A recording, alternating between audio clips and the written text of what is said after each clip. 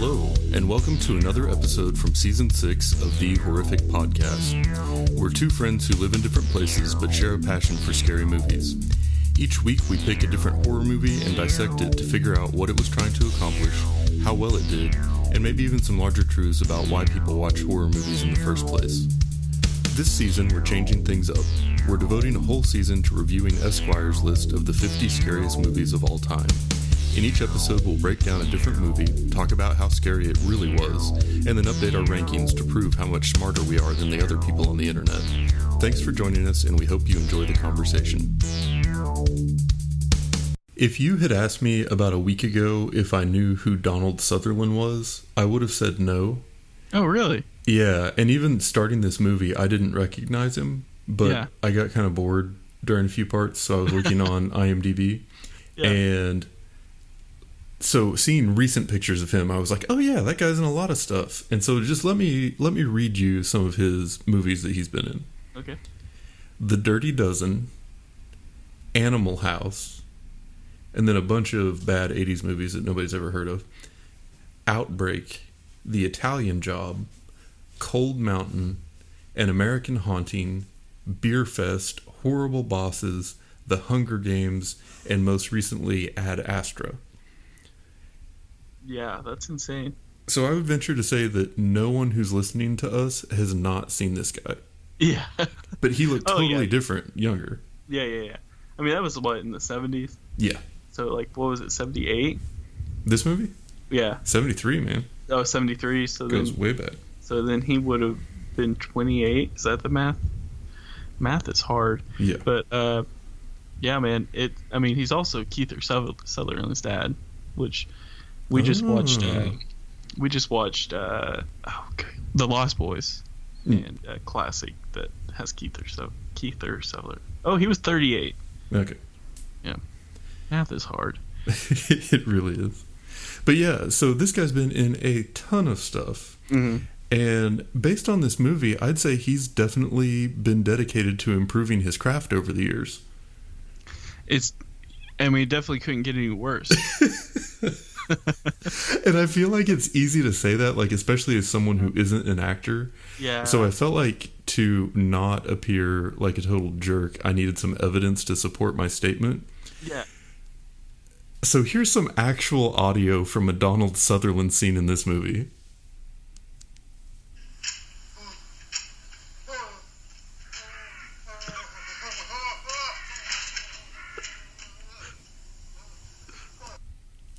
And that kind of sums up a lot of his acting in this movie.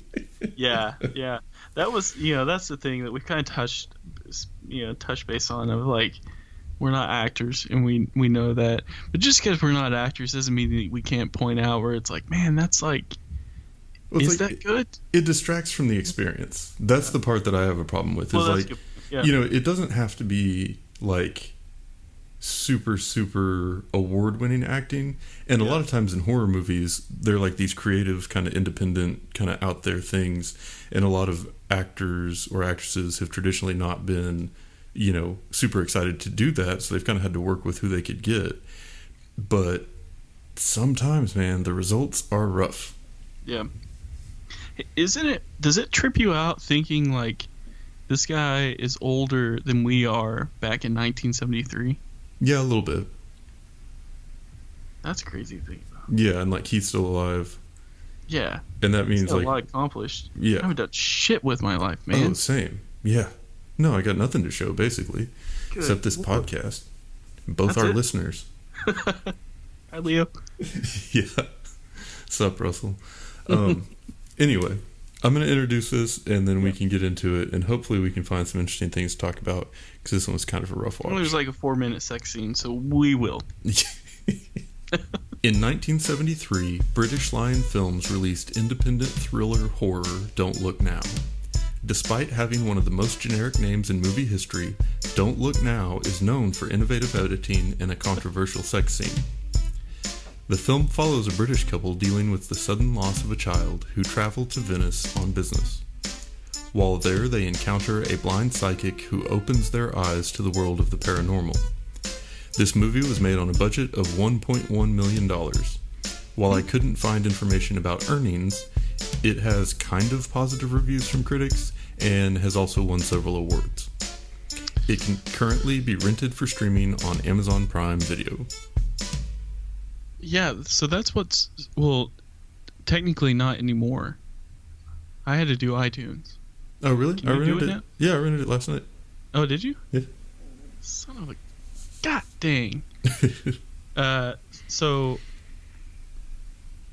I think that if we want to, put a positive spin, you can. I'll be a horse's ass.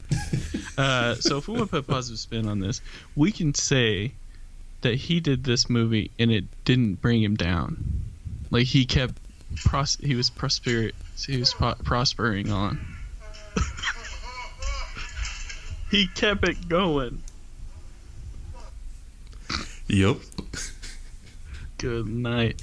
That's intense. Yeah, but I feel like the thing was, like, I could have clipped that in one of several parts of the movie. Like, that's what makes it the best. But yeah, anyway. Yeah, that was like the start. We were like, God dang it, here we go. Yeah. Did you mention that this is based on a novella? I did not. Okay. So this movie is based on a novella based on a Daphne du Maurier. How would you say that in French? Oh, I have no idea. I don't know. I have what the French call les incapitans. So it's based on a novella.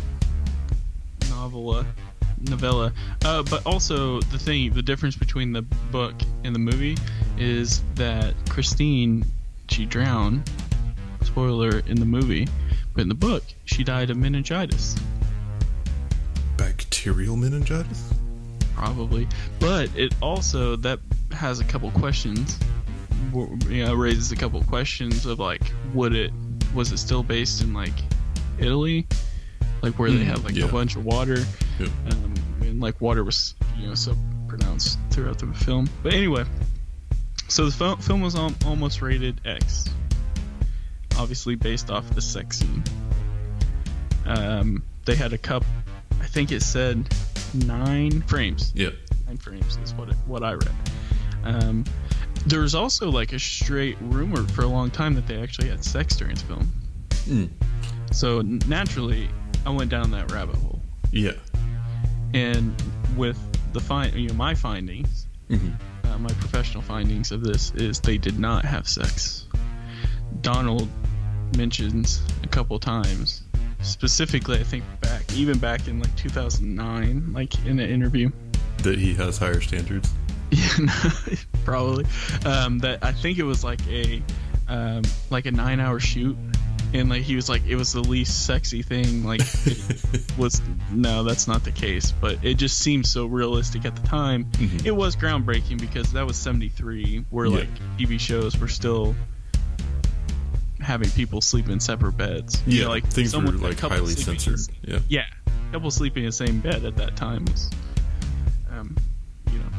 made the news. Anyway, so almost rated X, which I think is like every horror movie ever. They always say that. Yeah.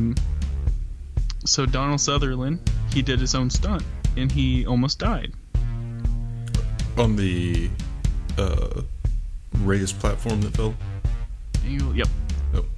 So while John is doing restoration work inside the chapel, an accident occurs, which forces him to dangle from a rope.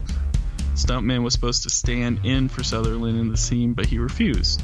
So Sutherland agreed to do it himself, and only later discovered the true danger of the situation. As the Criterion Collection noted, the wire holding him was not stable and could have snapped at any second. That's not almost died. Yeah. Still, whatever. That's, yeah. So those are my facts about the movie. Nice. Yeah, I feel like this movie was like a quintessentially 70s movie.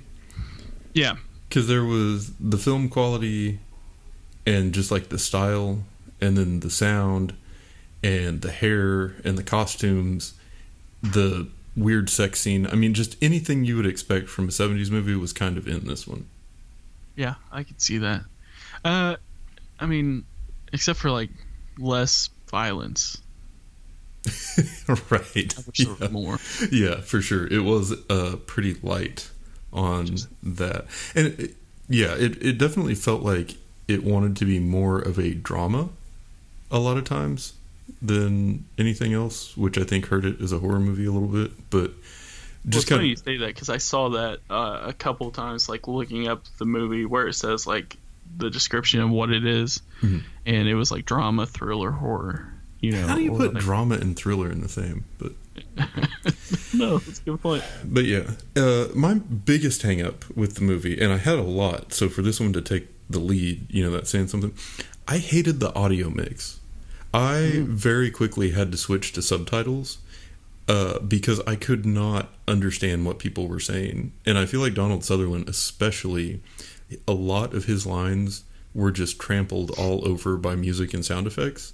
And so making out what people were saying was really hard. But also about half the dialogue, maybe not that much, but a lot of dialogue that wasn't coming from Donald or his wife was in Italian. And that led to some funny situations before I realized that the subtitles didn't have the Italian parts. Because there's that first scene in the restaurant where the waiter's like, "What would you like?" And the wife is like, "The same as last night." And then the waiter says, "Italian." And I was thinking, well, obviously, that's just lazy script writing. You're in Venice. What? Like, but then I realized, like, anytime there was Italian dialogue, they just put Italian on the screen. That's crazy, man. I didn't realize. Well, okay. I was going to ask if that was the case for you, but I didn't want to admit that I made it 3/4 of the way through the movie without knowing if it was supposed to be like that. I was like, I'm not going back at this point, so I hope that's the case. But. Yeah. So anyway, that's kind of weird, but I also poked some fun at the title of this movie in the intro. So naturally, I have some other titles that would have worked equally well for this movie. My favorite part. So the actual title was "Don't Look Now," which is the most generic thing in the world. Like, that could mean anything. Like, you could slap that title on basically any movie. Right. So we could have also called it "Catch Me If You Can." Ooh. We could have also called it "Look Who's Talking." We could have also called it "Every Which Way But Loose." Okay. "Ready or Not." Mm-hmm. "Can't Hardly Wait." "Now and Then." "Drive Me Crazy." "All I Want to Do," or "Look Who's Talking Too," because it's a TOO. And that's actually probably the most fitting because it has to do with paranormal stuff. So there you go. I would have named it personally. What's that? The Blind Side.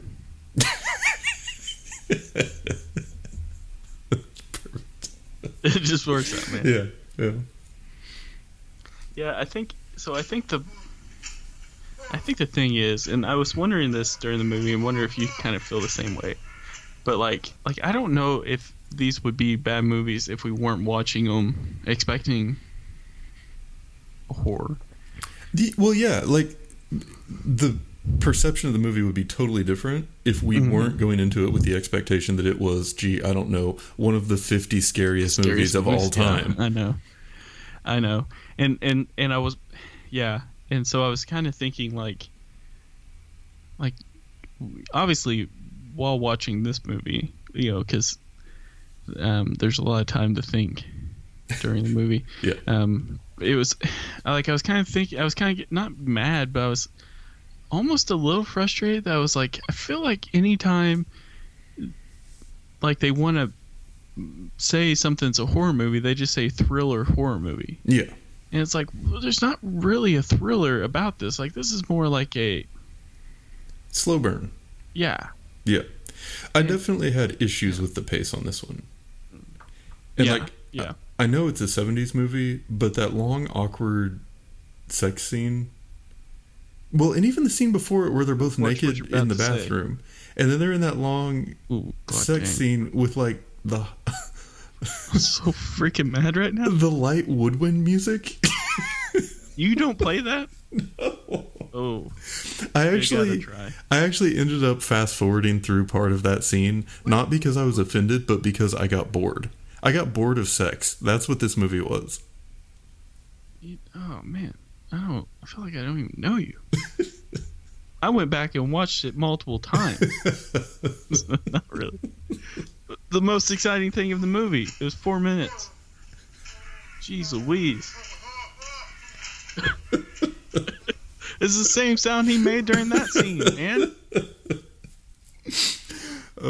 Yeah, but so the one, I guess, positive that I can spin out of that is I did like all of the superimposed scenes. Like in the beginning, there's the parents in the house and the kids outside playing, and it's like flipping back and forth while both scenes are like developing.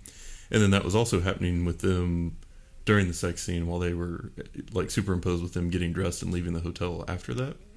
And then there was like the psychic reading with the wife for the first time while the husband's back at the hotel. Those scenes came across as like really intense just because it kept hopping back and forth. And I thought the way that they kind of cut and edited that was interesting. Mm-hmm. Yeah. I definitely think I would have enjoyed this movie if I watched, like, was in the mood for like a, artistic style film, I guess I would call that. Drama. How often does that happen? I mean, I go through stages. Okay, so you're familiar with the concept of a period piece, right? Where like a movie in the present is meant to take place in the past, and so they do their best to like recreate that decade or whatever. Yeah. I felt like this one was a place piece about Venice. I could see that, yeah. And I'm cool with that because I really want to go to Venice someday, and this confirmed that. Hey, I got a question about Venice. Okay. As it pertains to the movie, how do they build the buildings right up to the water? Is it on stilts? Yeah, I believe so, and I think that that's actually a major problem is like buildings settling. Yeah. So, okay. Yeah. It's good to know. Yep. Yeah, I think for me, you know how sometimes we talk when it comes to horror movies, how we feel like it's almost insulting sometimes when they're too, when they hold your hand throughout the whole movie. I think this movie could have done a little bit better if it did hold the hand in certain places. So you find out basically at the end, like it was premonitions that he was having, right? Right. Like seeing her seeing his wife on the boat and stuff. But I think it could have helped out a little bit if it was more. I mean, yeah, I think if it held the hand a little bit. It was also kind of confusing that a serial killer was running around with the brightest color that you could have. Yeah. On. Mm-hmm. Just throwing that out there. Yeah. I would not wear red if you're going to kill a whole bunch of people. Wear like black. It wasn't exactly camouflage. No. I mean, especially like. Yeah. Anyway. Yeah. So there were a lot of things about it that were just kind of odd, and I get kind of the general thing that it was trying to go for. So in the beginning, John and his wife are sitting in their house. Their kids are outside playing. He's looking at this picture, but the picture, at least what he's seeing in it, is there's that like red coat that you see throughout the movie. But his daughter is also wearing a red coat. She falls in the water and drowns, but he realizes it's going to happen before he does and starts running outside, so he's the one that's there to retrieve her. Then he and the wife are in Venice, and while there, she meets a blind psychic and her sister. They do like a seance. They make the sisters very creepy, and almost like you're expecting some evil from them. And then he also meets a priest who you have sort of the same feeling about. They're going around. The wife talks to the sisters. They do a seance. They claim that they can talk to the daughter and that she's saying that John needs to get out of Venice because he's in danger. So he and the wife kind of fight about it. They get a call that their son has fallen and injured himself, so she flies back to England while he's there alone. He's convinced the next day that he sees her out on the boat with those two sisters. He goes around town, talks to the police, says that his wife is missing, that maybe she's been kidnapped. They arrest one of the sisters. The wife calls, everything's fine. She comes back. It all sort of culminates with them all in Venice at night, and the husband sees this like red cloaked girl that he's seen around, and he finally runs after her, thinking that it's like the ghost of his daughter or something, and it ends up being a serial killer, and she kills him. Mm-hmm. And then the closing scene is like the wife on a boat with the two sisters, but it's his funeral boat. Yeah. So that was the thing that he saw, was like the future. So John had this gift of future sight or something that didn't really manifest itself very much or in any other ways. Yeah. So I had a lot of questions about this. Whoa, okay. One was, what was the point of the priest? No idea. I wondered the exact same thing. Okay. What was the point of the scenes where you were meant to think that the sisters were evil? I assume that's to throw in the whole thriller in the description. But it never paid off. No, not at all. So it was just completely and totally arbitrary that the serial killer killed him? It just happened to be in the wrong place at the wrong time?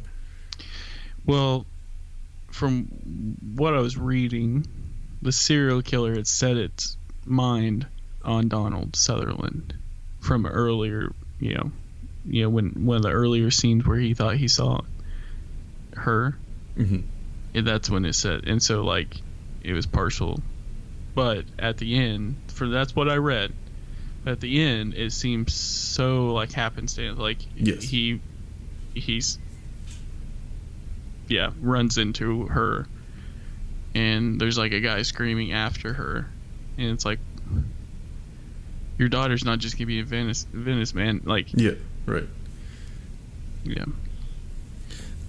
Okay, so something that I think worked well in this movie is when you see the red coat, like what looks like a child in a red coat in the distance disappearing around a corner, like in Venice.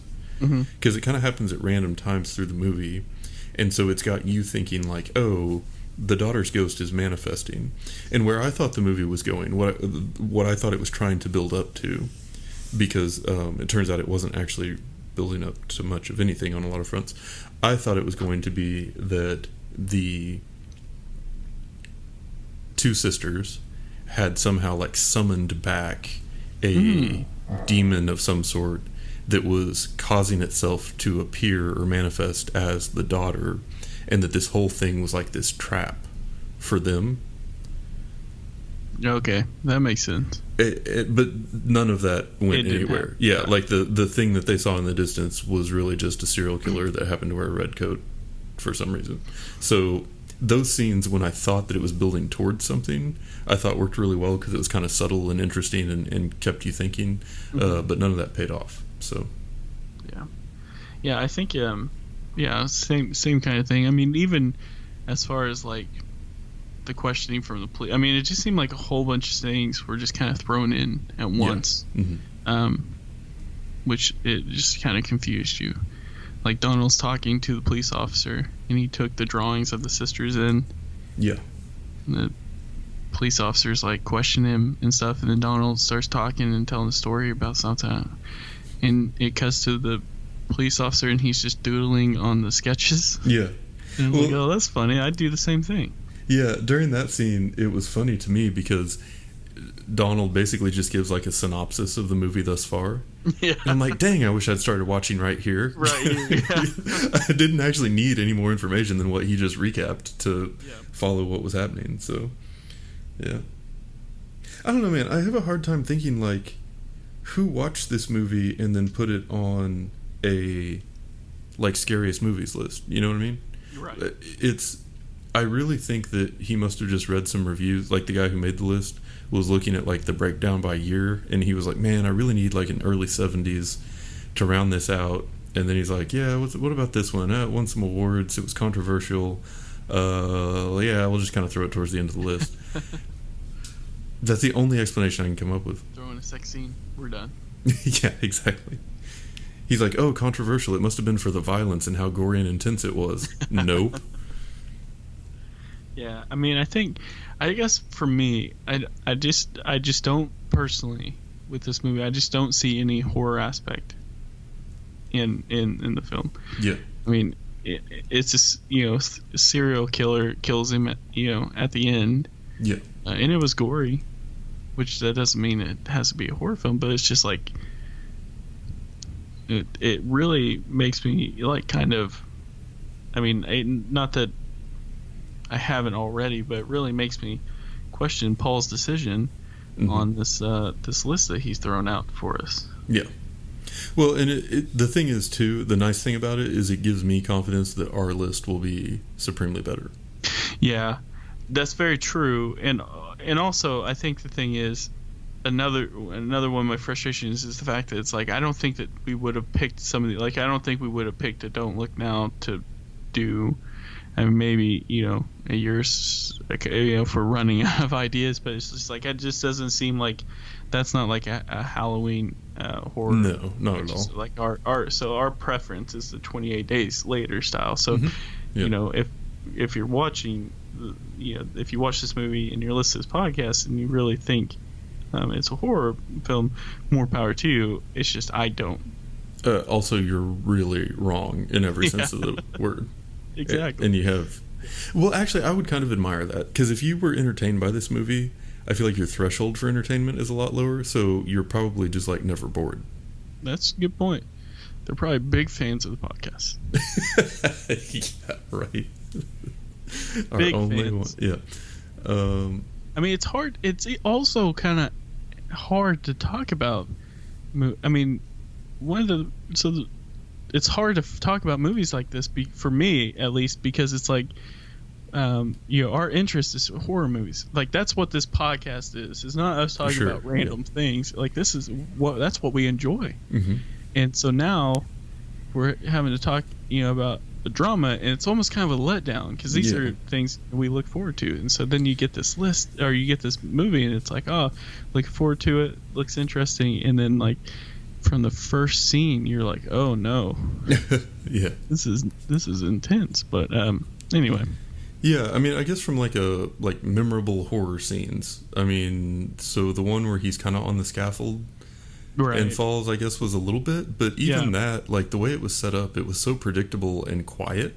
Yeah. There wasn't like the impending music or anything. Like, it just kind of fell flat for me. Like, there was never really any question in my mind. Like, oh yeah, he's gonna be fine. Okay. And there was no real like paranormal explanation for it or anything. It was just like, the rope gave out. Right. And then I mean, for me, it was 36 minutes into the movie before I saw something that was similar, or what could be considered horror, which is the guy, like, they're walking down the street and a guy screaming out the window with the kind of intense music playing. It's like, okay, there it is. But you look at the time, it's like 36, 37 minutes in, and it's like... Yeah, well, I mean, I guess a lot of the effectiveness of the movie came from the subtlety and mastery of acting. Yeah.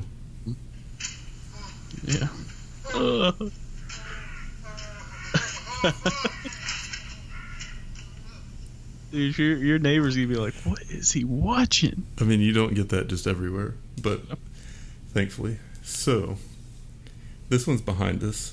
I'm excited to move on to the next one on the list. And that's it for today's episode. If you've listened this far, then thank you, and we hope you've enjoyed it.